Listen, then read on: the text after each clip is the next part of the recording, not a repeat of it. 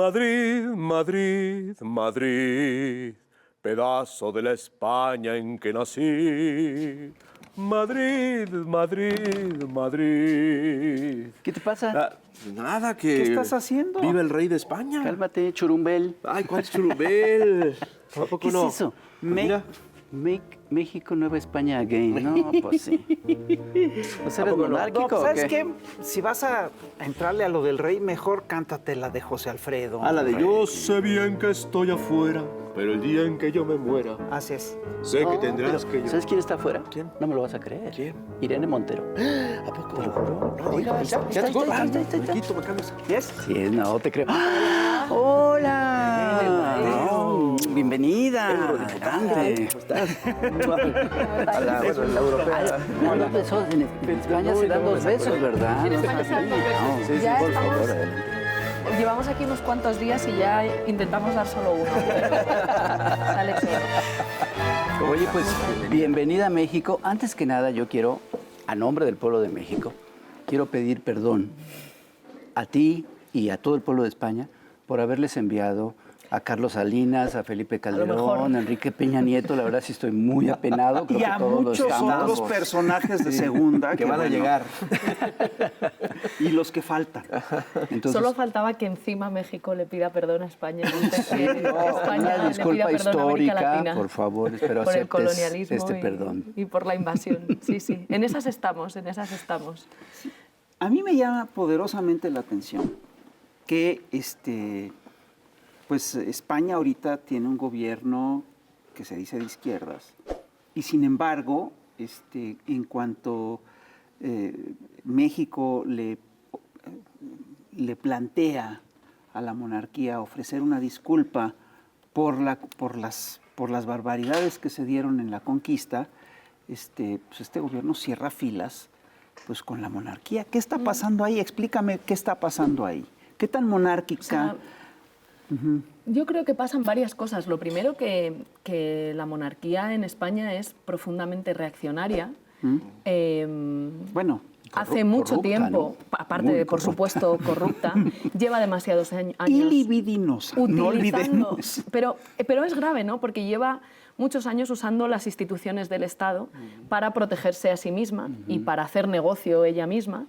Y pese a que nos quieren hacer creer que es una cosa como una excepción, ¿no?, del rey emérito, nada que ver. Esto está tremendamente incorporado a la estructura del Estado y explica muchas de las cosas y de la gran protección que en España y del gran poder que en España tiene los sectores más reaccionarios, también, por ejemplo, en el ámbito judicial. Entonces, es evidente, el rey ahora mismo es un problema para las relaciones exteriores de España basadas en los derechos humanos y en el respeto mutuo, es un problema incluso para nuestras relaciones comerciales, porque España y México somos un país que tenemos unas relaciones no solo populares y culturales, también económicas, ¿no?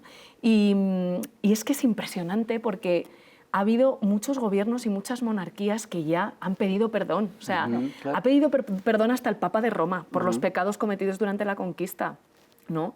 El rey Carlos II pedía perdón hace poco por los abusos de la época colonial. Lo ha hecho Bélgica, ¿no? Y la monarquía belga ha dicho, oigan, cometimos claramente abusos, violencia durante el colonialismo en el Congo, en este caso, ¿no? O sea que, oye, si ha pedido perdón hasta el Papa de Roma, ¿por qué no lo pueden hacer los Borbones? Pero no.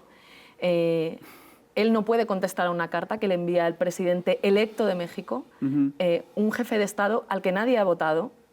Yo siempre digo, ¿no?, que a mí me gustaría ser como ustedes, que pueden votar a su jefe del Estado, ¿no? Me parece bastante razonable proponerlo. Y lo mismo hizo con el presidente Petro, ¿no?, que fue otro momento muy difícil y muy doloroso. Para nosotras esto es muy doloroso porque no deja de ser una alta representación de España que usa eso, las instituciones, no para representar a los españoles, sino para representar los intereses de su familia. Que el primer acto presidencial del presidente Petro sea sacar la espada de Bolívar, con todo el simbolismo que eso tiene para el pueblo de Colombia y para este gobierno del pueblo, y que el rey de España no se levante, indica claramente que está defendiendo antes a su familia, ¿no?, y ese pasado colonial, violento, invasor, no respetuoso con otros pueblos, antes que a España. Y eso es un gravísimo problema para nuestra democracia y para nuestras relaciones exteriores. Manda el mensaje de que ellos siguen considerando que tienen que ser un imperio y que las Américas tienen que ser su colonia. Manda el mensaje de que no están de acuerdo con la lucha del Libertador y, pues, perdón, eso sí plantea un problema en una nación independiente. Por supuesto, y sobre todo mandan un mensaje profundamente antidemocrático, porque yo creo que la humanidad ya ha ido tomando algunos consensos sobre cómo nos tenemos que tratar unos pueblos a otros y unas personas a otras. Y hemos concluido, por ejemplo, que estamos en contra de la esclavitud, que estamos en contra de esa violencia y de invadir otro país y otro territorio, que estamos en contra de subordinar y de subyugar a otros pueblos.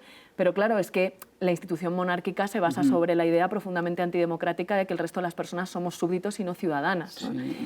Por eso es una institución tan profundamente antidemocrática y anacrónica, y por eso no se entiende ese papel del Partido Socialista, que lo que debería haber hecho es mandar una representación oficial de España, que perfectamente puede ser sin el jefe del Estado. De hecho, muchas veces hemos mandado representaciones oficiales sin el jefe del Estado y, oye, si tenían que tener una conversación con él, que hubiesen ido a Zarzuela. Pero esto de condicionar la relación de España con México, el Partido Socialista, por el rey, ¿no? Por defender antes a una institución corrupta, machista, antidemocrática, que por salvaguardar, ya insisto, digo, ya no solo nuestras relaciones culturales y populares, ¿no? Este es un país que ha sido un país de acogida muy importante para miles de españoles y españolas, de compatriotas que huyeron en el momento más difícil, ¿no? Con una imposición de una dictadura terriblemente violenta y dolorosa. Y México fue un país de una acogida cálida, afectuosa, respetuosa. ¿Qué menos, ¿no? ¿Qué menos que pedir perdón, no solo por hace 500 años, por lo que nos respetamos ahora? Es una muestra del respeto que nos tenemos ahora. Así que sí, vamos, yo creo que... Lo que pasa es que el Partido Socialista, en el fondo, es el principal sostén de la monarquía en España. Eso es. Oye, Irene, acabas de describir, según yo, a la monarquía muy bien. Una institución, más allá de corrupta, frívola, anacrónica y antidemocrática. En México nos cuesta trabajo entender una figura como la del rey. Pero yo conozco, tengo amigos españoles, incluso progresistas, que defienden la figura del rey. Si es tan importante y si es, como lo acabas de decir muy bien, una figura tan antidemocrática y tan anacrónica, ¿por qué se sigue manteniendo? Y fue el que de veras le dio la democracia a España después del golpe de Tejero, porque lo que está saliendo en audios recientemente nos dice otra cosa. El todo atado y bien atado. Es que ese es, digamos, uno de los elementos centrales de ese relato que ha sostenido el régimen del 78, ¿no? El régimen bipartidista en España hasta hace 10 años, ¿no? Ese relato se sostiene sobre la idea de que después de una dictadura, ¿no? Una de las más largas de Europa, Franco muere en la cama, pero digamos que quien trae la democracia es un rey que frena el golpe de Estado.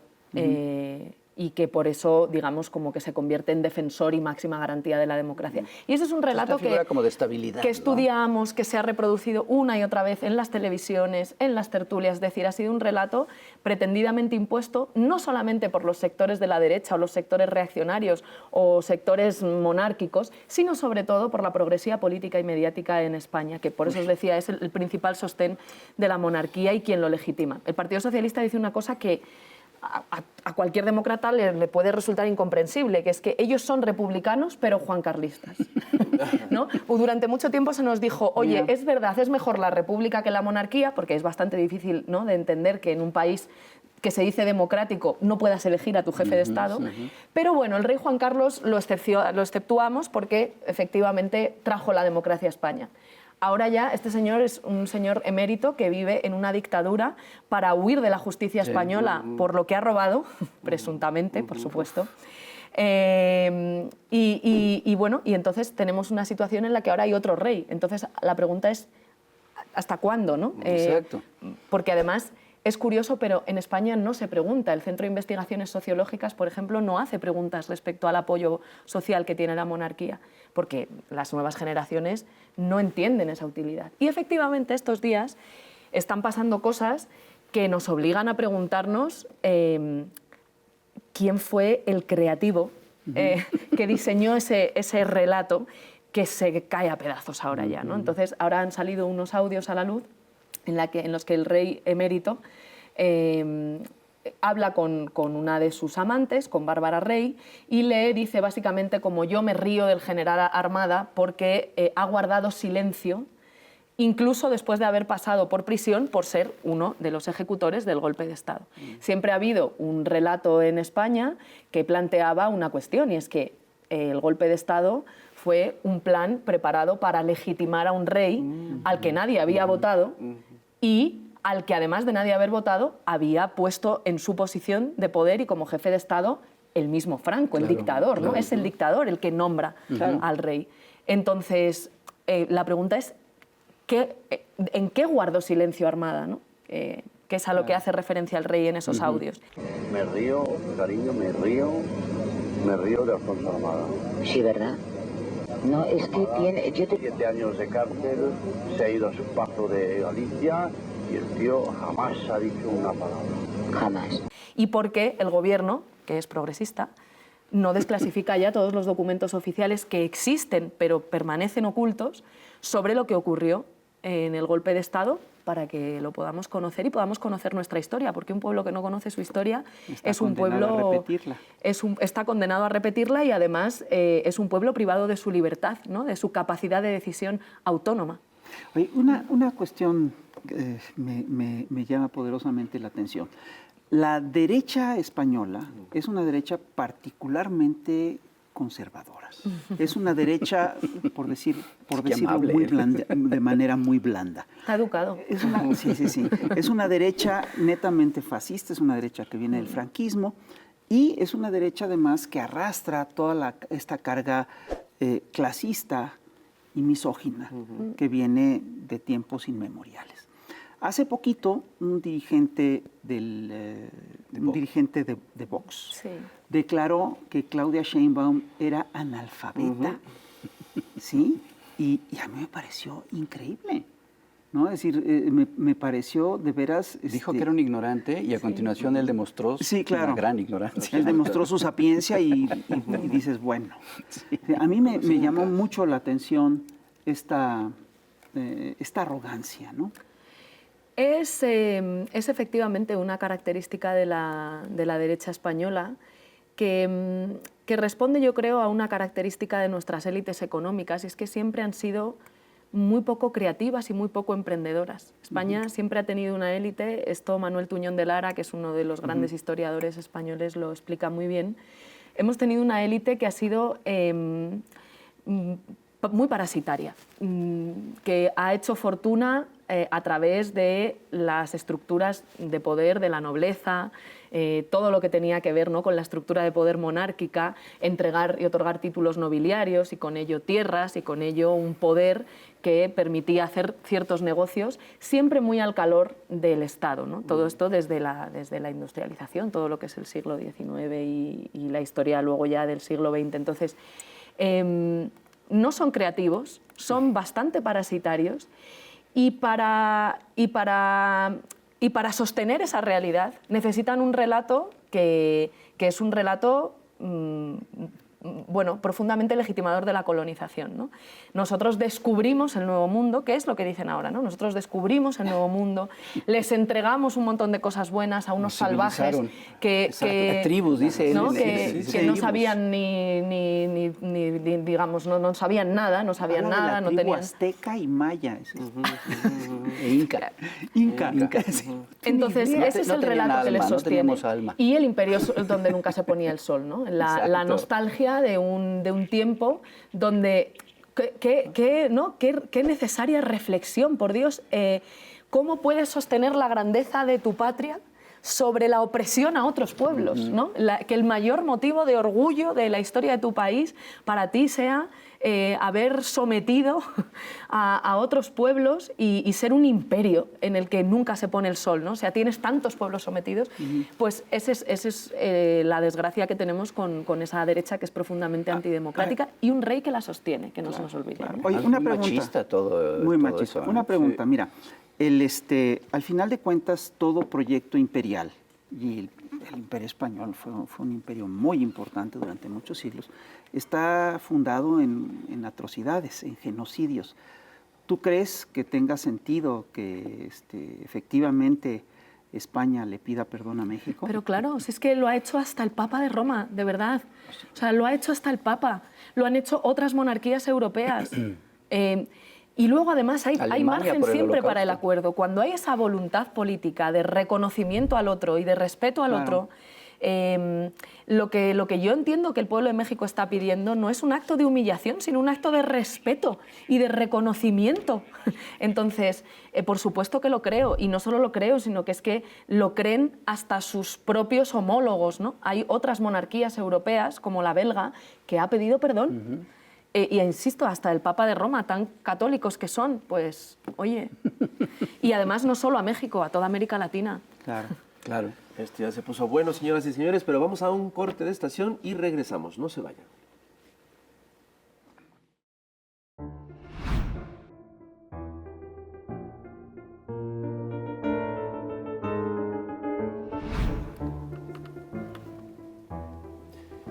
Y ya estamos aquí de vuelta en el Chamuco TV y seguimos platicando con Irene Montero desde España, eurodiputada.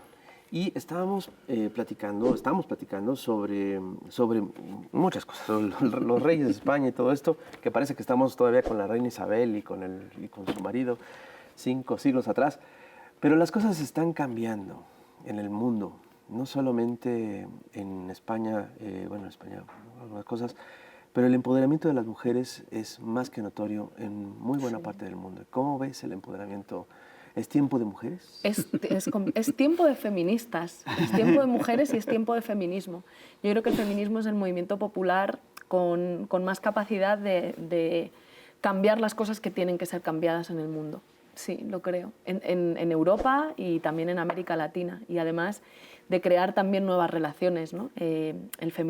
Los feminismos latinoamericanos están a la vanguardia de muchas de las reivindicaciones más democráticas y más necesarias para que todo el mundo podamos vivir vidas dignas. Y ahí Europa tiene que reconocer que aprende de América Latina, ¿no? Y eso es una cosa que a Europa le cuesta mucho hacer. Entonces, sí, me parece que es el movimiento popular y también la conversación social y también el proceso político con más capacidad de dar respuesta a las preguntas que este mundo en crisis está planteando. Porque yo creo que si hay un consenso en el mundo, ¿no? A cualquier persona que le preguntes, es que las cosas no funcionan, es que el neoliberalismo, ¿no? Esta forma de organizar la economía, la vida, la sociedad, se cae a pedazos, no funciona, no hace feliz a la gente, no genera consenso. Hace daño. Hace daño, Es genera cruel. sufrimiento. Y la propuesta de los sectores reaccionarios en todo el mundo es, bueno, como no tenemos una propuesta distinta, aunque esto se cae a pedazos, vamos a reforzar los elementos más injustos, más crueles del sistema, ¿no? Más desigualdad, más pobreza, más privilegios para los multimillonarios y más machismo, nos importa un rábano el planeta, ¿no? Vamos a destrozarlo todo, mientras quede algo por destrozar, vamos a seguir destrozándolo.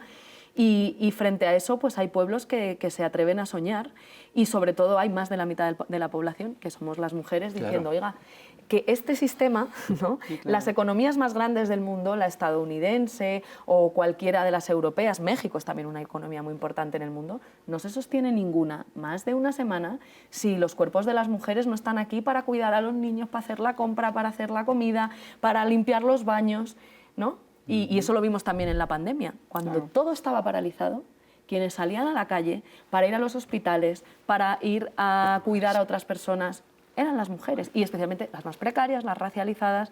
Entonces es, yo creo, el movimiento político que más capacidad tiene de darle la vuelta a todo, que es lo que necesitamos en este ¿Hay mundo. mucho machismo en España? Claro que sí. Y pasan las dos cosas a la vez, como en todo proceso de transformación social.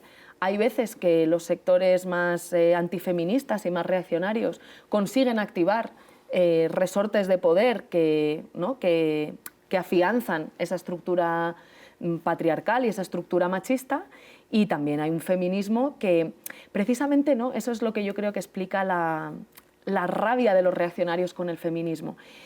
Lo veía también en Argentina con Milei, ¿no?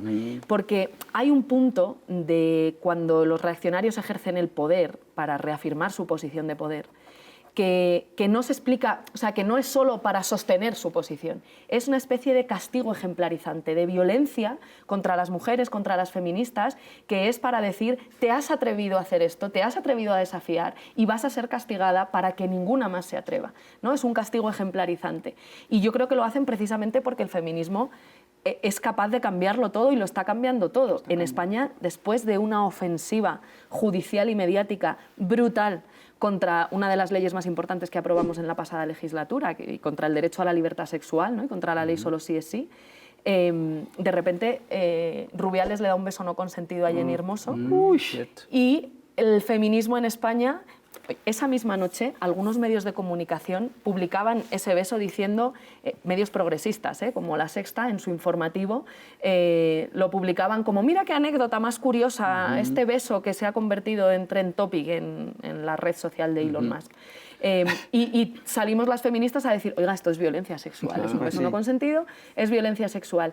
Y incluso después de una ofensiva, ¿no?, que había cuestionado al feminismo, el presidente diciendo que le molestaban, el feminismo había ido demasiado lejos, había molestado a sus amigos de 40 y 50 años, todos la derecha mediática y política, ¿no?, echando una ofensiva bestial, el feminismo vuelve a poner en el centro de la conversación social que sí, el consentimiento está en el centro, que solo sí es sí, y lo consigue poner en el centro en España y en el mundo entero. Y que mucha gente, sobre todo hombres, por primera vez digan, joder, pues yo no me había dado cuenta de que esto es violencia y es violencia. Y que muchas mujeres digan, pues esto que yo me había pasado y siempre había pensado en callarme porque a ver si voy a ser una exagerada, lo que me pasó fue violencia y tengo derecho a no callar y a que el Estado me proteja. Como lo que pasó con el caso de La Manada. Que eso claro, eso fue lo que motivó el cambio legal en España. Espeluznante el caso y las reacciones conservadoras, machistas. Y el comportamiento de los medios, jueces. de los jueces, el sistema judicial. Bueno, los sistemas judiciales son, yo creo, por eso yo también creo que hubo una reacción judicial tan antifeminista contra el derecho a la libertad sexual, ¿no? Porque ahora mismo los sistemas de justicia, no solamente en España, en muchos países, son uno de los espacios de poder que, por tener menos controles democráticos que otros poderes del Estado, sirven de refugio para los sectores más reaccionarios, para que esos sectores reaccionarios hagan política desde el Poder Judicial, y en España lo estamos viendo claramente, ¿no? Y en otros países los golpes de Estado ahora no se dan con militares, aunque también tienen al ejército por si acaso, pero se dan desde los medios de comunicación y se dan desde el ámbito judicial. Entonces el feminismo demuestra muy claramente que la estructura de poder judicial tiene que ser democratizada, que es una de las cosas más apasionantes y admirables que ustedes están haciendo acá. La estructura de poder judicial y la estructura de poder mediático tiene que ser democratizada para que la democracia sobreviva.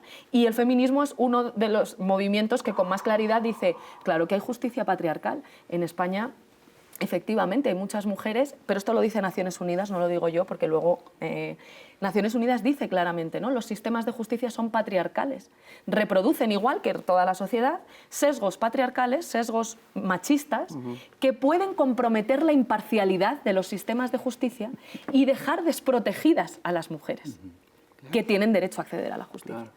Entonces, pues claro, nos dijeron, habéis avanzado por aquí, viene una ofensiva, y aún así el feminismo es capaz de sobreponerse a esas ofensivas y de seguir cambiándolo todo, sobre todo las conciencias, ¿no? Hay otra cosa maravillosa que ustedes dicen acá, lo importante es la revolución de las conciencias, ¿no? Eso lo traducimos a leyes, a políticas públicas, pero si en casa un papá ya sabe que su hija no se lo ha buscado por ir con una minifalda o por salir por la noche, sino que el único responsable de una agresión sexual es el agresor, eso cambia muchas cosas. eso ya lo está cambiando. Lo cambia todo. Eso ya lo está cambiando todo. Hace unos días en México se hizo viral un video de dos actores cómicos. A mí no me gustan, pero bueno, son actores que sobre todo trabajaron en películas de ficheras, ¿no? Que dicen que entonces ahora nos va a gobernar una ama de casa en nuestro país. Y a mí me gustó mucho la respuesta que dio la presidenta Claudia Sheinbaum, que dijo, bueno, yo soy mamá, Soy madre, soy abuela, Y ahora soy presidenta, soy Ah, sí. mamá. No, dijo soy mamá, es que fue No, una cosa, no primero sabía dijo que era por presidenta. eso, pero me encantó cuando Sí. lo dijo soy mamá, soy abuela, soy ingeniera o científica, y Científica. ahora también soy presidenta. Y todo me da mucho orgullo. Y a mucho orgullo. Soy ama de casa. Soy ama de casa, y dice. tengo mucho, y todo esto me da mucho orgullo. Esto es un No cambio de sabía que era por paradigmas. esto. Sí, claro. Es que además, jolín, hay un punto que me parece indignante de esa cosa de ahora nos va a gobernar un ama de casa, porque es como... Prefiero 1000 veces un ama de casa, o sea, como democracia significa que las amas de casa pueden ser Exacto, presidentas, totalmente. y que prefiero a una mujer ama de casa presidenta que a un corrupto o que a un tecnócrata que se cree que gobernar es gestionar, cuando gobernar es tener el propósito, ¿no? Es invitar al pueblo a soñar y legitimar que tu pueblo sueñe y ayudar a construir con tu pueblo un mundo mejor. Pero una cosa que tiene que ver con la cultura mexicana es que ¿Cómo qué clasismo? en la casa, los papás, el padre típico mexicano es muy irresponsable. Y quien sostiene los hogares en esta cultura machista siempre son las mujeres. Pero Entonces, si es que preferible tener una en presidenta términos ama de casa. estructurales, en la economía, o sea, qué profunda ignorancia de cómo funciona la estructura incluso económica del mundo. Así es. Que si las mujeres no sostienen las tareas de cuidados y de reproducción de la vida, no hay posibilidad de ir al trabajo. Esos señores seguramente no pueden ir con el traje planchado si no se lo ha planchado una mujer. O les ha hecho la comida una mujer, o ha hecho la compra una mujer. Entonces, es que, de verdad, es que sostenemos la economía, si es que sostenemos el mundo. Y de entre todas nosotras, no todas igual. Eso es otra cosa muy importante que está haciendo la presidenta y este segundo piso de la Cuarta Transformación. Cuando ella dice llegamos todas, ese es el reto, ¿no? Que realmente no basta con que una mujer acceda a una posición de poder, que eso ya es muy importante, ¿no? Que millones de niñas digan, puedo ser ama de casa y puedo ser presidenta. Pero tiene que haber políticas públicas feministas para que todas las mujeres tengan derechos. Pero es como, joder, si es que precisamente democracia significa que el herrero o la ingeniera o la ama de casa, ¿no? O el cocinero pueden ser presidentes y tienen tanto derecho a ser elegidos como presidentes o como ministros y ministras, secretarios, que el que se cree tan listo, ¿no? O el que siempre ha estado en la vida pública. Hasta un cómico podría ser presidente. Híjole, Oye, no, es Bueno, Zelensky, acuérdate de podría, Zelensky, Ucrania, sí, es cierto, acuérdate sí, del es que cierto. tuvimos del que tuvieron en Guatemala, Bueno, no. Milei. Y tú, ¿cuál Pues es es el cómico, ¿no? Bueno, Y aquí acuérdate de no es Fox. chistoso, pero sí es Y cómico. aquí Fox. Sí. Oye, Irene, el poder mediático.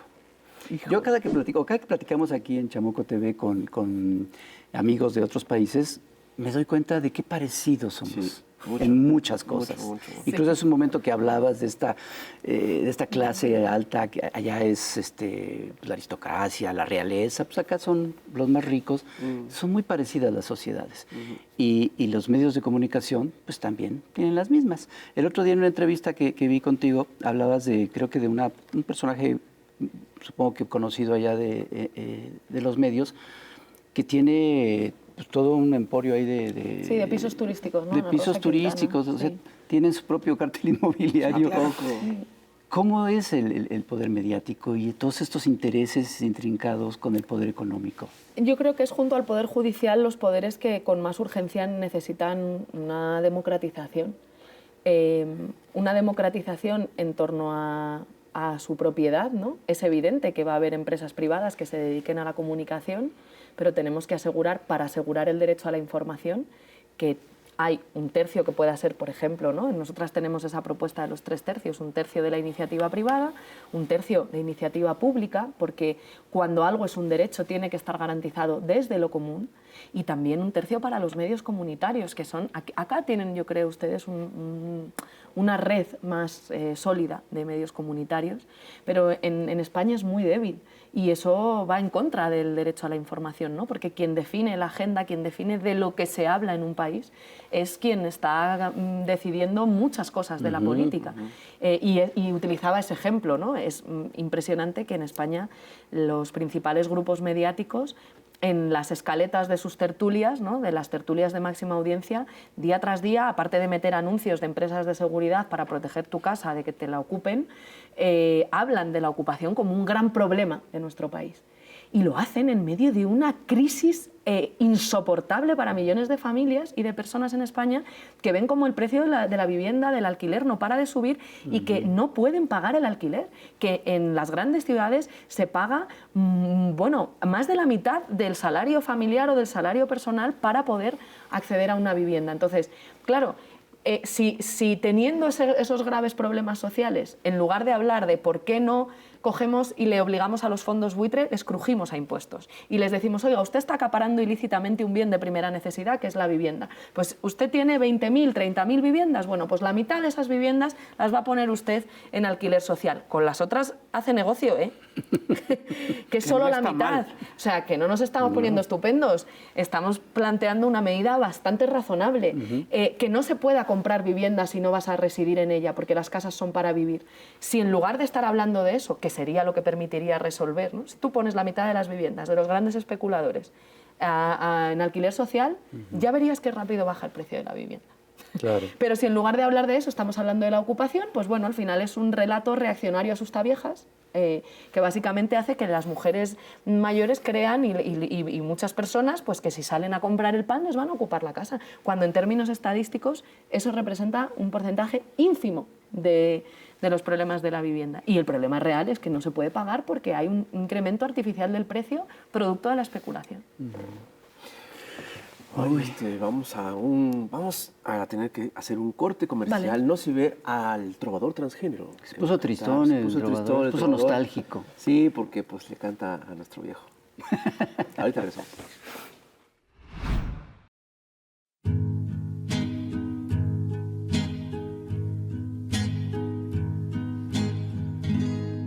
Es un buen presi, mi viejo,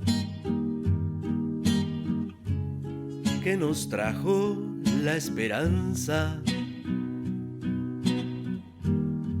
Viene de una lucha larga y que gracias a él avanza. Yo lo miro desde lejos y no somos tan distintos.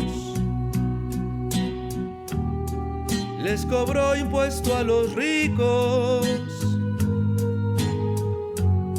y cayó tantos hocicos.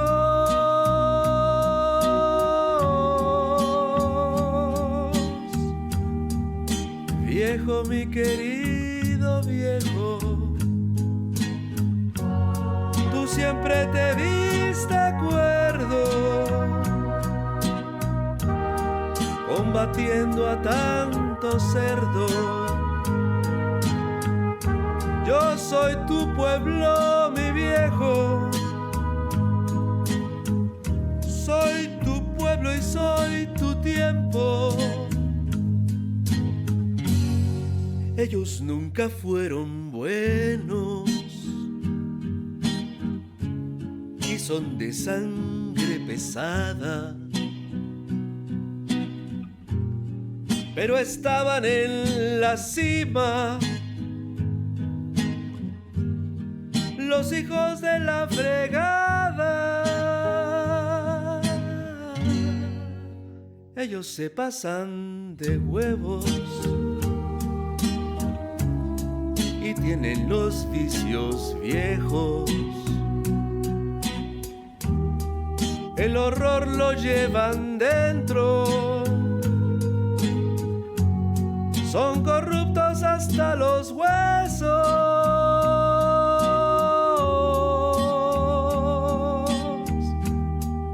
Viejo, mi querido viejo, tú siempre te viste acuerdo,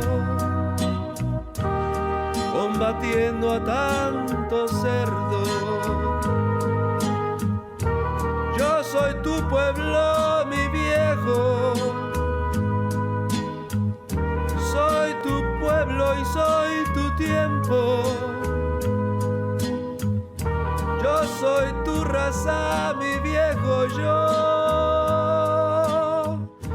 soy tu pueblo y soy tu tiempo. Yo soy tu raza. esta idea de que las mujeres no tenemos capacidad y que siempre tiene que haber un hombre atrás diciéndonos qué es lo que tenemos que hacer, pues es parte de una cultura machista. Y es algo que, así como vamos a seguir hablando de la discriminación por situación social, por color de la piel, también vamos a seguir hablando del machismo, porque eso se tiene que desterrar en nuestro país. Todos somos iguales ante la ley y además ahora queremos que se reconozca la igualdad sustantiva en la Constitución. Pero lo que a mí me parece más lamentable es que se utilice la palabra ama de casa como algo peyorativo. No. Yo soy presidenta, abuela, mamá y ama de casa, y con orgullo. Todas las amas de casa, es decir, las mujeres, esposas que se dedican al hogar, merecen absolutamente todo nuestro reconocimiento. Seguimos aquí en Chamuco TV, estamos platicando con Irene Montero y estábamos hablando antes del corte de los medios de comunicación y del poder mediático. Y yo creo que otro de los ejemplos de cómo ha estado actuando este poder mediático es con una cosa que es terrible, que es pues lo que está sucediendo en Gaza. Este genocidio por parte del Estado de Israel, que también lo han manejado a su antojo y que aparte, bueno, ahí no solo están involucrados los medios, sino muchísimas cosas terribles. Sí. Ustedes lo tienen mucho más cerca que nosotros. ¿Cómo han visto ustedes todo esto? No solo porque lo tengamos más cerca, sino claro, porque nuestra élite europea es responsable, exacto, es cómplice de ese genocidio, ¿no? Y beneficiaria. No es solo, claro, ¿no? Y especialmente el complejo militar industrial. Bueno, tú denunciabas el paso de armamento de España. Claro, España es ahora mismo, según lo que todos los datos disponibles por parte del Movimiento de Solidaridad con Palestina y que el gobierno nunca ha negado, España es ahora mismo un país de tránsito de armas que terminan siendo usadas por Israel para asesinar a niños y niñas palestinas, sí. Hay una ruta además que es bastante estable, ¿no? Y nosotras ya hemos tenido que denunciar ante la Audiencia Nacional, no sé si han sido, ya vamos por el tercero, 2 seguro, creo que estamos en el tercero, 3 barcos que hacen escala, llevan bien combustible militar, armas, ¿no? Cualquier tipo de munición, ¿no? Material militar que es usado en el genocidio y que tiene como destino final Israel. Y eso es prohibido por la ley española, no solamente por el marco europeo, sino que la ley española de comercio exterior de armas dice claramente que España no puede ser un país de tránsito de armas que terminen siendo usadas en una vulneración de derechos humanos. Y dice, aludiendo al destino final, ¿no? Ellos tienen sus trucos, pues ponen en los papeles que no van a Israel, las armas van a otro país, pero claro, cuando vas al país que van, es el país que más armas le envía a Israel desde que empezó el genocidio. Entonces, no hay que ser muy avispado, ¿no?, para darse cuenta de que ante la más mínima duda de que puedan esas armas terminar en Israel, deberíamos frenar esto, ¿no? Portugal también está en una pelea semejante, la izquierda portuguesa, porque a veces esas armas van en barcos con bandera portuguesa y ese es el gran problema, que Israel no podría estar cometiendo este genocidio o invadir o bombardear 5 países a la vez si no fuese por el apoyo logístico, militar, financiero, mediático también y político de Europa y de Estados Unidos, y que las élites europeas tienen que responder. No puede quedar en la impunidad el apoyo a este genocidio. Sí, hay una complicidad abierta. ¿Qué dice Pedro Sánchez sobre esto? Pues lo que nos dice es que es el gobierno europeo que más está haciendo. Pedro Sánchez ha reconocido al Estado palestino en este momento, ¿no? Era una promesa electoral que había hecho desde hace muchos años y lo ha hecho ahora. Justo cuando probablemente no quede nada que reconocer, porque le estamos permitiendo a Israel arrasar con todo. Entonces, para nosotras ese es uno como del signo de los tiempos, ¿no? Yo creo que cuando hay un genocidio a cielo abierto y retransmitido en directo para toda la humanidad, o sea, que nadie puede decir que no se está enterando, que no lo sabíamos, que no sabíamos la magnitud de lo que estaba ocurriendo. Lo sabemos perfectamente, aunque lo ocultemos, ¿no? Aunque lo oculten, aunque el poder mediático no lo cuente, lo sabemos. Entonces, este no es un momento para decir soy el que más está haciendo de todos. este es un momento para hacer todo lo que puedes hacer para parar el genocidio. Entonces, jolín, hemos roto relaciones diplomáticas con Argentina por un insulto, que me parece bien, ¿no? O sea, si el presidente argentino insulta al jefe de gobierno de España, bien, pero hombre, si rompemos relaciones diplomáticas por un insulto, yo creo que podemos romper relaciones diplomáticas y comerciales con Israel por un genocidio. Digo, ¿no? Podemos practicar un embargo total de armas. Y si nosotras lo hacemos, además, vamos a mover a otros países de la Unión Europea y también a una élite europea que precisamente puede ser cómplice del genocidio y del Estado genocida de Israel, porque ningún país miembro le está plantando cara y le está afeando esa complicidad. Entonces, hay de insultos a insultos. O sea, ¿tú crees que sí la Unión Europea puede ser muy importante? Si la Unión Europea rompe sus vínculos comerciales, practica un embargo total de armas, vamos, no lo dudes. Eso cambia. Incluso simplemente para dejar aislado internacionalmente a Estados Unidos, que por muy poderoso que sea, no es la única potencia en el mundo. Y si Estados Unidos quiere ser cómplice del Estado genocida de Israel, que lo sea en solitario. No vamos a... ¿Por qué Europa tiene que subordinarse a los intereses belicistas, que también lo estamos haciendo en el caso de la guerra en Ucrania y de la OTAN, ¿no? ¿Por qué tenemos que someternos, los pueblos de Europa, a las decisiones y las estrategias militares y la estrategia belicista del complejo militar industrial estadounidense o del gobierno estadounidense?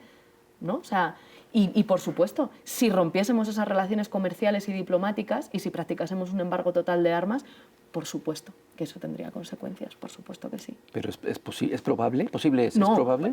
Lo que yo quiero decir es que es posible, es decir, que si no se está haciendo es por una decisión política, no porque no se pueda hacer. Pero probable, honestamente creo que no, porque ahora mismo en Europa el principal problema político que tenemos es que hay un gran consenso de guerra en el que están atados desde los verdes, pasando por la socialdemocracia, hasta la derecha y la extrema derecha de Meloni, en un gran consenso de guerra, y tenemos bueno, de hecho, un trío de dirección de la élite europea, que es Ursula von der Leyen, Roberta Metsola y Kaja Kallas, profundamente belicista y profundamente defensor de las propuestas más reaccionarias, ¿no? Las tres de derechas. Sí. Es que una vez más estamos ante la disyuntiva de que si no cambiamos cómo está organizado el mundo, vamos posiblemente a la destrucción de la humanidad. Claro. Desde el cambio climático hasta las economías de guerra. Esto es increíblemente delicado y es increíble que la gente no se dé cuenta de todo esto. Y necesitamos hacer crecer esas... Por eso es tan importante México, ¿no? O Colombia, porque ahora mismo en Europa necesitamos lo que nos está diciendo ese gran consenso de guerra, especialmente la progresía, para hacernos creer que no tienen otro remedio, que en lugar de ser su decisión política y asumir la responsabilidad de decidir eso y no otra cosa, es que no tienen otro remedio, nos quieren resignados, ¿no? Y nos quieren decir, bueno, esta es la única posibilidad. Oiga, ¿no? Hay que demostrar que hay una alternativa. Lo suyo es una decisión política y puede haber otra decisión política que defienda la paz, los derechos humanos, el feminismo. Los derechos de la mujer. Los derechos claro, y eso es Petro en Colombia, y eso es Andrés Manuel López Obrador en México y ahora Claudia Sheinbaum. Ese es Sudáfrica, ¿no? Diciendo, yo me pongo al frente de la dignidad del mundo y denuncio al Estado genocida de Israel. Eso es lo que necesitamos, ¿no? Hacer crecer en Europa las fuerzas de la paz, del feminismo, de los derechos humanos, y para eso necesitamos demostrar que sí se puede y que lo que está ocurriendo en Europa es una decisión política completamente irresponsable y que además, no sé, es casi hasta... pone en duda hasta el propio funcionamiento de la democracia, porque si vote socialdemocracia o derecha, al final va a mandar la derecha. Entonces... Oye, en ese sentido, y hablando de las izquierdas, izquierda en España y la izquierda en México, Podemos y Morena son partidos muy parecidos. De hecho, acaban de cumplir 10 años, los dos, ¿no? Los dos, de alguna manera, nacieron enfrentándose a un bipartidismo, ¿no? Que un bipartidismo que además representa lo mismo, finalmente, que era esa trampa. Y por eso es un poquito la génesis similar. Es verdad. ¿Ha habido un acercamiento ustedes con Morena? Nosotras admiramos muchísimo al movimiento y al partido y creo que tenemos mucho que aprender. Es verdad que tenemos muchas similitudes, pero y nosotras en España hemos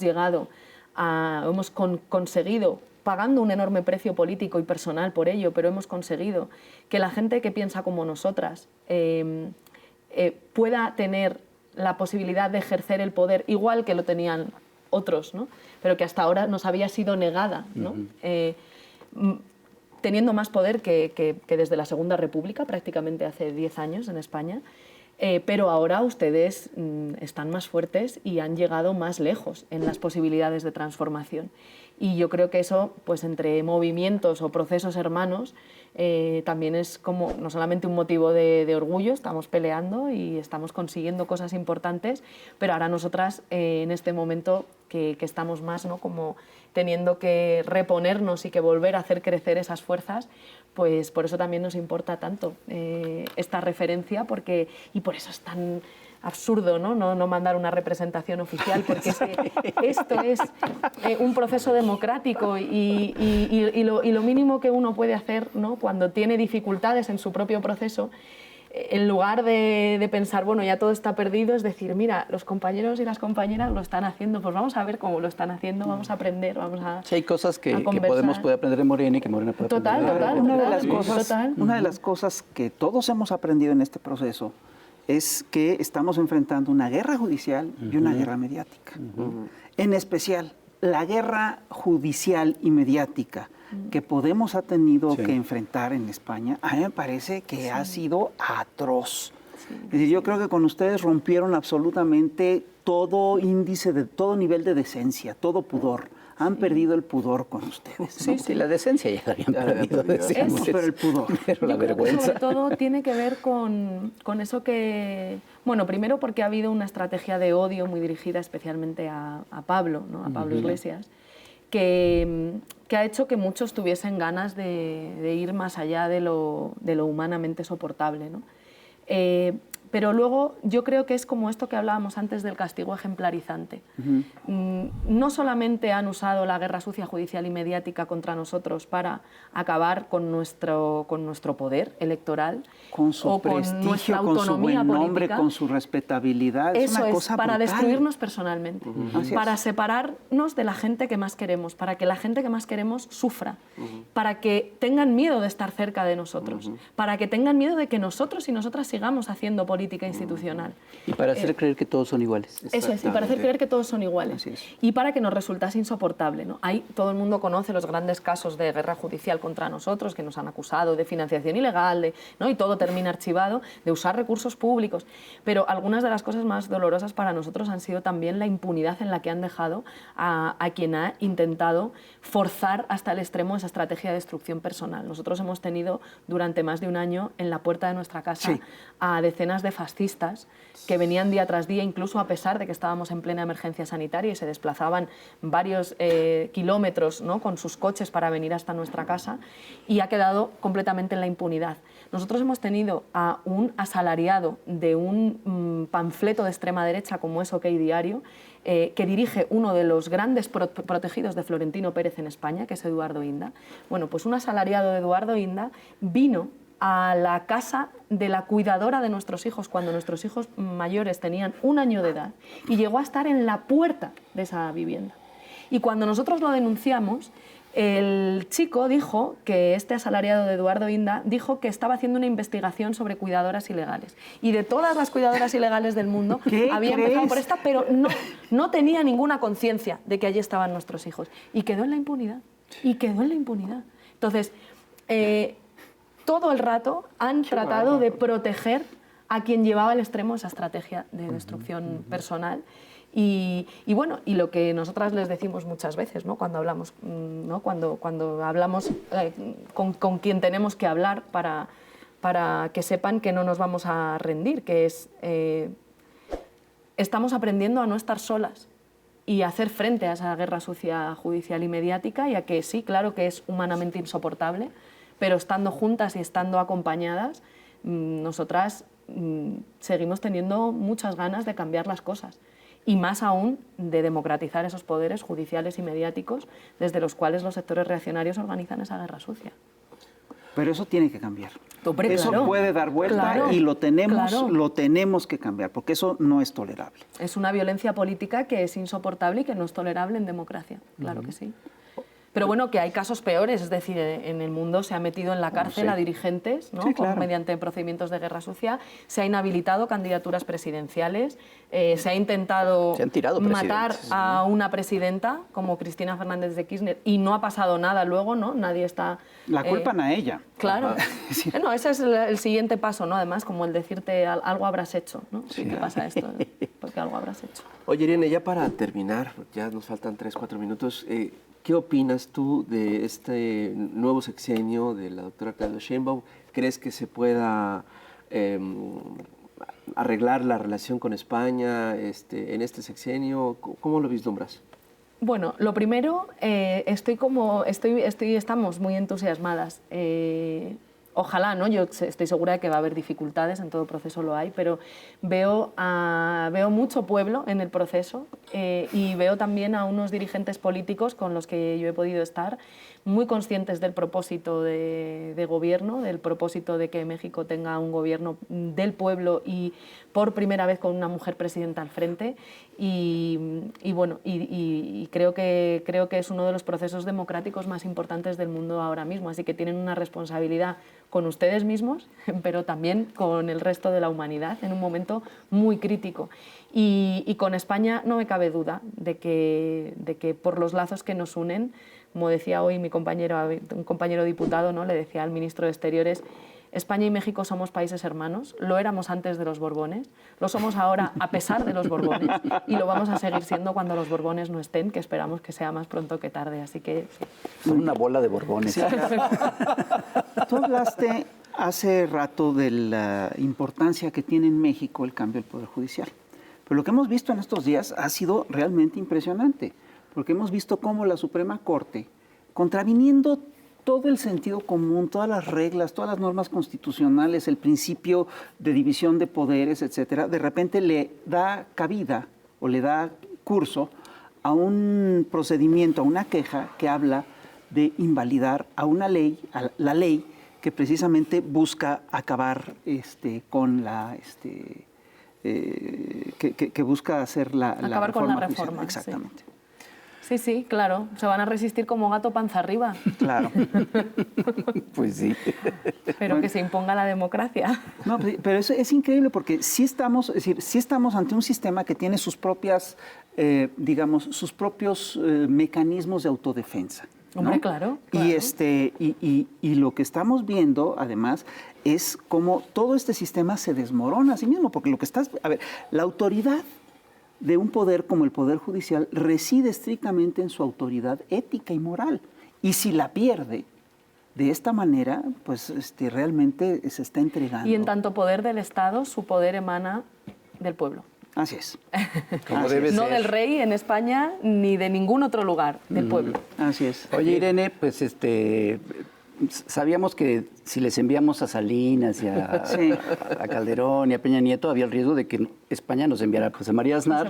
José pero María. no, nos da mucho gusto recibir a gente como tú. Bueno, muchas Y gracias. siempre serás bienvenida Nada. Esta es tu aquí a casa. México y Muchas a gracias. Chamuco TV. Nosotras sabemos que México siempre acoge bien, lo sabemos porque un montón de exiliados y exiliadas republicanas vinieron acá y esa memoria la tenemos, estaremos siempre agradecidas y ojalá ahora podamos también desde España pues acompañarlas en este proceso y serles útiles. Pues el Fisgón es prueba de ello, él es hijo de... Mi madre, Efectivamente, mi sí, madre lo sé. fue refugiada española. Viene de la viene de la Guerra Civil Española. Irene, muchas gracias. Gracias. Muchas gracias. Señoras y señores, otro programón que va a tener que compartir, comentar, coleccionar y sobre todo usted a cuidarse mucho. Nuestro plan C de toda la vida. Ya lo sabe, cuídese mucho y nos vemos a la próxima. Y hay revista Chamuco Bye. de octubre. Cuídese mucho, bye. Y libros, estamos Hay trayendo libro libros, también. tenemos libros, sí. Ay. Uy.